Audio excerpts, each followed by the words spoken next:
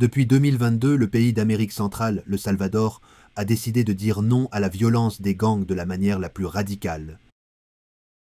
Le président Bukele a mis en œuvre des mesures agressives pour démanteler des gangs comme le MS-13 et le Barrio 18.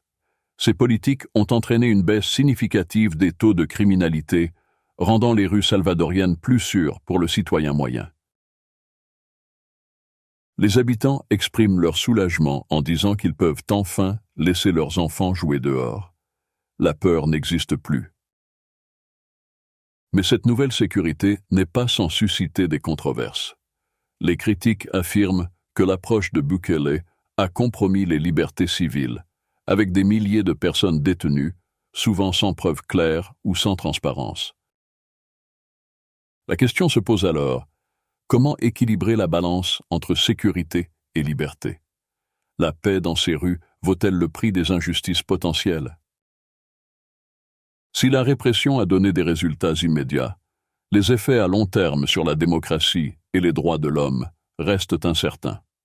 Une lutte efficace contre la criminalité peut-elle coexister avec le respect des libertés civiles? Si la réponse est oui, le défi consisterait à trouver cet équilibre. Saviez-vous qu'un gouvernement mondial va voir le jour où la liberté et la sécurité coexisteront parfaitement? Ce gouvernement est prophétisé dans les pages de votre Bible. Pour en savoir plus, demandez notre brochure gratuite, l'Évangile du Royaume.